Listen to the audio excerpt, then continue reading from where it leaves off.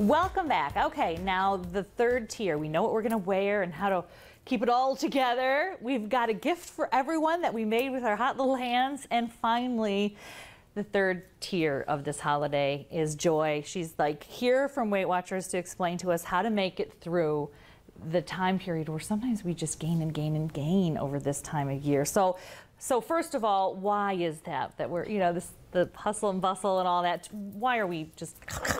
Well, we're busy. We're really busy. I mean, they don't call it the hustle and bustle of the holidays and the busiest time of the year for no good reason. And then think about it. You go to work or you're at home and what do you have surrounding you constantly? Everyone's bringing in cookies and treats and gifts and you're baking more but you're not cooking as much in the way of meals.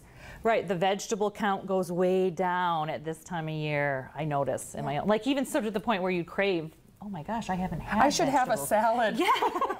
When does that ever happen? Missing. Yeah. But that fat and those carbs go way up this time of year. So you're in a rush, you're not eating well, and then you get to where you are, and what do they have there? Snacks. And so you grab one. Well, are you going to be as satisfied with a cookie? Well, yeah, initially you're going to be real satisfied with a cookie as you're running out the door. But for the same points that you can have one small cookie, you can have an egg and a piece of toast for breakfast. Right. And that's going to last you a lot longer. And do you advise kind of having that breakfast? Because this is what happens to me. I think I'm going to go out, I'm in a hurry, I have my coffee, and I hit them all. But then I'm at risk. I'm just like a walking pile of need. That's a different support group. No, but see, that's why you have the cookies, right? Yeah. Okay. But okay, so perfect. You left the house, you didn't eat anything. I'm in a hurry. And then where did you grab your 11-point latte? Yeah. And then while you're there, oh, and I'm hungry and I might skip lunch today, so I'm gonna get that 13-point cookie at the coffee shop or the banana bread and all that. Well, again, yes, you need food, but a little bit of planning and a little bit of prep really doesn't take that much. I mean, an egg 30 seconds in the microwave, if we really need to get out of the house fast, we have 30 seconds. Exactly. So how do you strategize? I think that's kind of the key. When we're planning, how are you planning your days around the holidays? Well, and like most people, I just don't have to plan for myself. I have a family, so there's 5 of us that I need to make sure that we have food on the table, because it's really easy to come home at 5:30 and say, let's just order a pizza.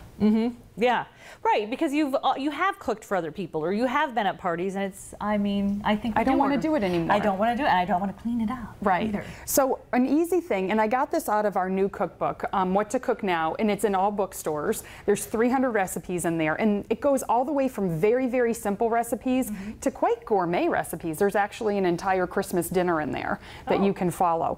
But this is just an easy pantry minestrone soup. Okay.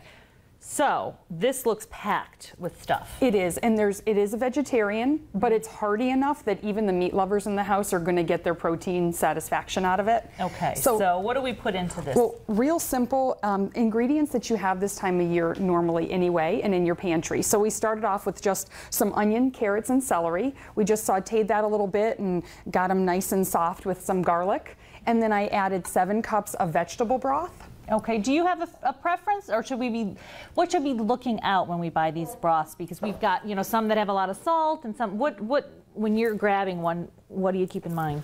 I keep in mind reduced sodium. Reduced sodium. I really do. There's going to be enough food that we're going to be eating this holiday season that's packed with sodium and extra calories. Let us do ourselves the favor. You're not going to miss it. You're not going to taste the difference, but your body's going to benefit from it. Well, and let each person add what they need to add. Exactly. Right? Have you ever sat down at the table with the person who grabs the salt shaker before they even tasted the food? Very close relative puts salt on their pizza. Okay. She doesn't retain water, and she has no weight problems or blood pressure, but she does put salt on her pizza. Well, she should be on the naughty list, because that's just not fair. She should be on the naughty list. Just not fair. So we have a reduced sodium vegetable broth, and then I used whole wheat. I used whole wheat pasta. Yeah, let's see that pasta. There are now... Listen, I have told you this before, and you don't believe me, but you have to believe me. Whole wheat pasta has come a long way, baby, right? Yes, it has. It was so terrible in the beginning. Just like regular pasta. I love it. Really. I'm so healthy.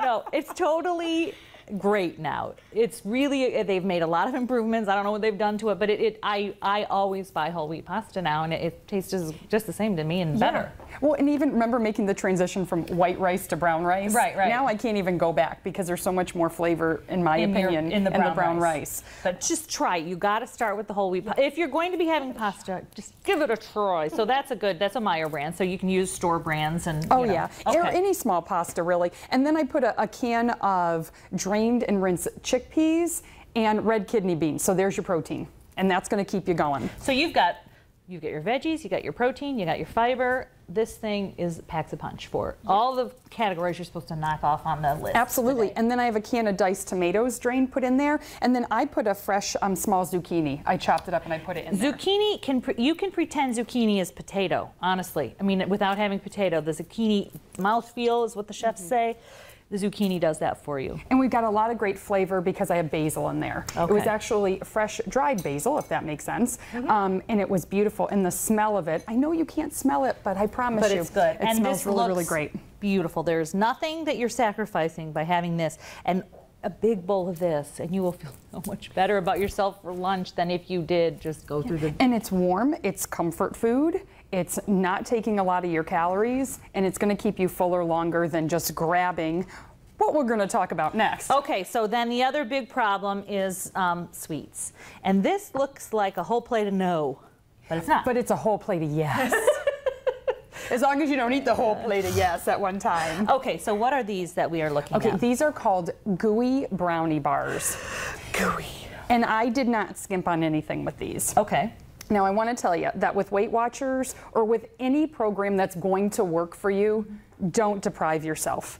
The minute you start making your I'm going to give all this up list, that's your recipe for disaster. That's your recipe for yo-yo dieting. That's the rest of the day. You're like, boy, I can't have this, and then you fixate on that thing. Right. You want what you tell yourself you can't have. So don't do that. Give yourself. So there's Weight Watchers has an arsenal of recipes for desserts that are going to get you through, but there's simple changes. So butter, let's talk about the changes. Yeah, so butter, chocolate, and nuts. 3 things that we're not telling you have to give up at all. Now, let's talk about butter first. Light butter has about half of the fat as a regular stick of butter, and you can substitute it in just about any baked good recipe. So light butter number 1. What's the next? Well, in these brownies that normally would call for oil, I actually use the light butter instead.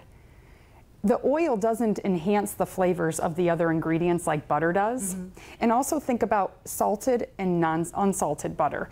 Like we talked about, just adding in willy-nilly, we don't know what's in a stick of butter. Some brands have 1/4 of a teaspoon, other brands have 3/4 of a teaspoon. I always choose unsalted butter. And then put your own salt in. Another thing is the chocolate. Now, when you want to add a little bit of flavor, you know, the cocoa, it goes a long way because it has so many less calories than the bar of cooking chocolate.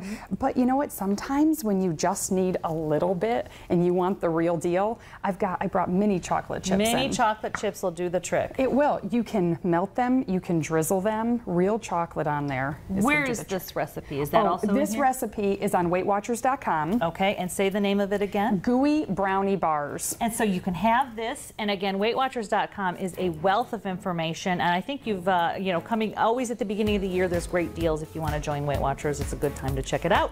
We are out of time. Happy holidays. Can I have one of these?